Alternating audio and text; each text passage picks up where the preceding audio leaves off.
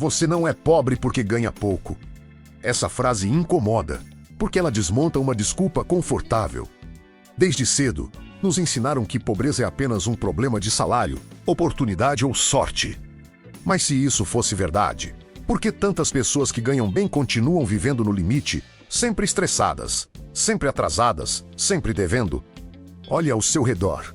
Pessoas com rendas diferentes, histórias diferentes. Mas o mesmo padrão: dinheiro entra, dinheiro sai, e no final do mês sobra ansiedade. Não sobra liberdade. Não sobra tranquilidade. Não sobra escolha. Isso não é um problema matemático. É um problema psicológico.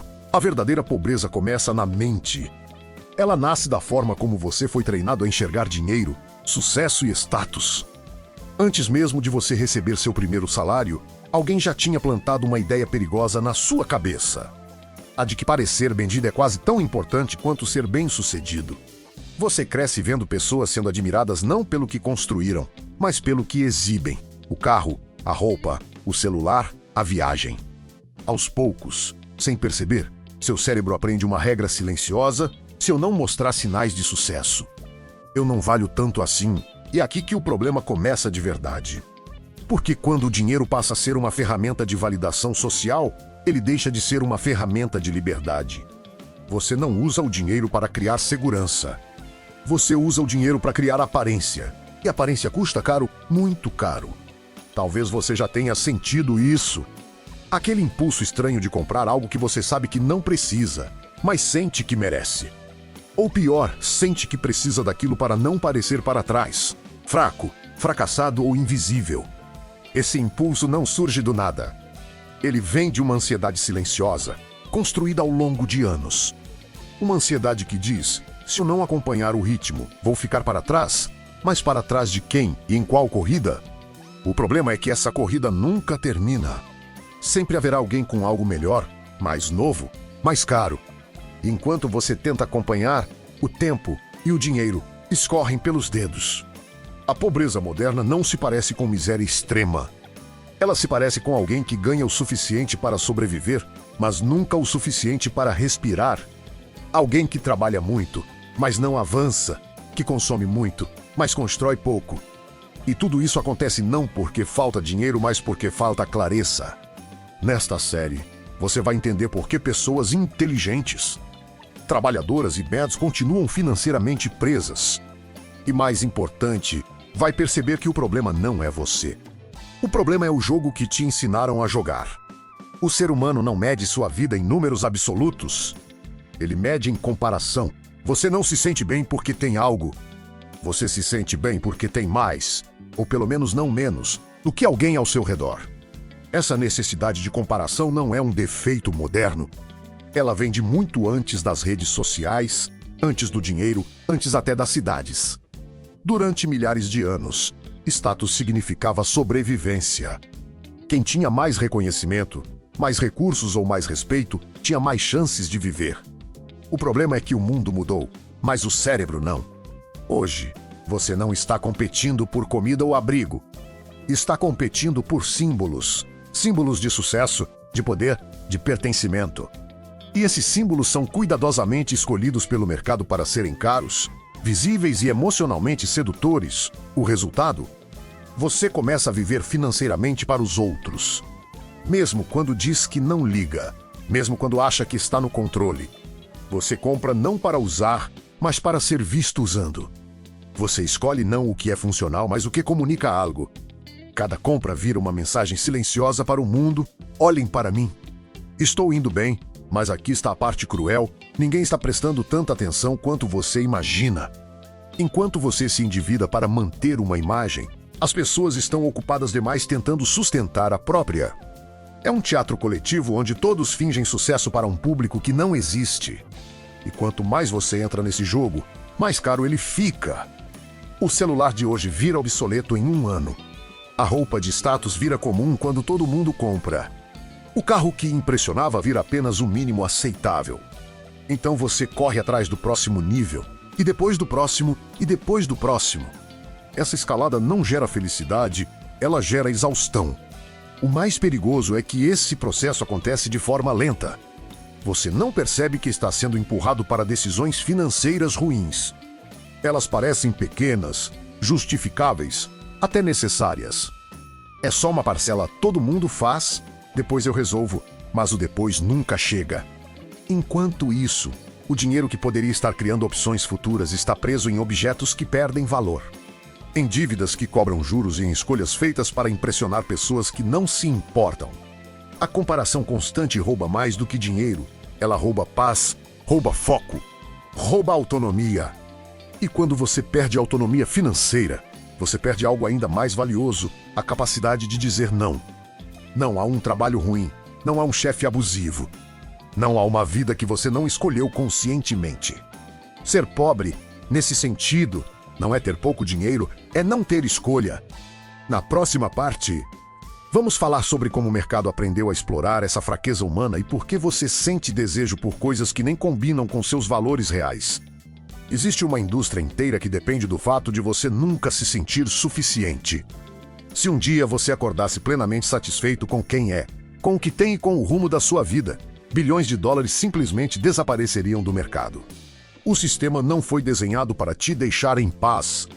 Ele foi desenhado para ativar, todos os dias, uma sensação sutil de falta. Falta de status, de reconhecimento, de admiração, de pertencimento. E o dinheiro se torna o meio mais rápido de tentar preencher esse vazio. O marketing moderno não vende produtos. Ele vende identidade. Quando você compra algo, você não está comprando apenas um objeto, está comprando uma versão idealizada de si mesmo. A versão mais confiante, mais respeitada, mais desejada, mais bem-sucedida. E quanto mais inseguro você está, mais vulnerável você fica a essa promessa. As marcas sabem exatamente onde tocar. Elas estudam comportamento humano, psicologia social, gatilhos emocionais. Elas sabem que você não quer parecer comum, que você teme ser ignorado, que você associa valor pessoal a símbolos externos. Por isso, elas criam escassez artificial, listas de espera, edições limitadas. Preços absurdos que não têm relação com custo, mas com percepção. Porque, nesse jogo, quanto mais caro, mais desejável. Quanto mais inacessível, mais valioso parece. Você não quer o objeto. Você quer o significado por trás dele. O problema é que esse significado nunca é estável. Assim que mais pessoas conseguem acesso, o símbolo perde força. Então surge outro, e outro, e outro. E você continua correndo, sempre um passo atrás. Nesse processo, você começa a confundir valor financeiro com valor humano. Se você não acompanha o padrão, sente vergonha. Se acompanha, sente ansiedade. Não existe vitória real nesse jogo. Enquanto isso, o dinheiro que poderia estar criando segurança real, reserva, investimento, liberdade de tempo, é convertido em coisas que impressionam por segundos e cobram por anos. Essa é a parte mais perversa. O sistema te convence de que você está exercendo liberdade de escolha, quando na verdade está reagindo a estímulos cuidadosamente planejados. Você não escolheu desejar aquilo. O desejo foi construído em você. E quando o desejo governa suas finanças, o resultado é previsível. Você trabalha cada vez mais para sustentar um padrão que não te sustenta de volta. A verdadeira pobreza não é falta de dinheiro. É falta de consciência sobre quem está controlando suas decisões. Existe um padrão que se repete silenciosamente na vida de milhões de pessoas. Ele começa com ambição, passa por consumo e termina em frustração e depois recomeça. Primeiro, você olha para cima, vê pessoas aparentemente bem-sucedidas. Decide que quer aquele estilo de vida. Até aqui, nada de errado. O problema surge quando você tenta viver o resultado antes de construir o processo.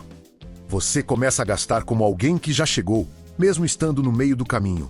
O carro melhora, as roupas melhoram. Os hábitos ficam mais caros. Tudo isso antes da base financeira estar sólida. Por um tempo, parece que está funcionando. Você recebe elogios, sente-se incluído, sente-se validado. Mas por trás dessa sensação existe uma conta invisível crescendo parcelas, juros, compromissos fixos. Obrigações que não podem ser desfeitas facilmente. O dinheiro passa a ter destino antes mesmo de chegar. E quando isso acontece, você perde margem de manobra. Qualquer imprevisto vira crise. Qualquer queda de renda vira desespero. Você não está pobre, você está preso. Preso a escolhas passadas feitas para manter uma imagem. Preso a um padrão que exige manutenção constante. Preso à necessidade de parecer estável, mesmo quando não o está. E o mais irônico é que quanto mais você tenta mostrar sucesso, menos liberdade você tem. A verdadeira riqueza menos tempo, tranquilidade, autonomia menos fica cada vez mais distante. Esse ciclo é especialmente cruel porque ele se alimenta da esperança. Você sempre acha que no próximo aumento, no próximo projeto, no próximo ano tudo vai se ajeitar. Mas enquanto a estrutura mental não muda, o resultado será sempre o mesmo. Mais dinheiro não resolve um problema psicológico. Ele apenas amplifica o comportamento existente. Se você gasta para se afirmar quando ganha pouco, vai gastar ainda mais quando ganhar muito. A diferença é que agora os números são maiores, os riscos também. A saída não está em ganhar mais. Está em parar de tentar provar algo o tempo todo. Na próxima parte, vamos falar sobre por que as pessoas realmente ricas fazem exatamente o oposto do que a maioria tenta imitar e como isso muda completamente o jogo. Existe um detalhe curioso que quase ninguém percebe: quanto mais dinheiro uma pessoa realmente tem, menos ela precisa que os outros saibam disso. A verdadeira elite financeira não vive tentando provar nada. Não porque seja humilde por natureza, mas porque já venceu o jogo que a maioria ainda está tentando jogar. Enquanto o resto do mundo compete por aparência, os realmente ricos competem por controle do tempo, controle das decisões, controle da própria atenção. Eles entendem algo fundamental: status visível é caro de manter, mas não gera retorno. Já o status invisível, liberdade, liquidez, opções menos crescem em silêncio.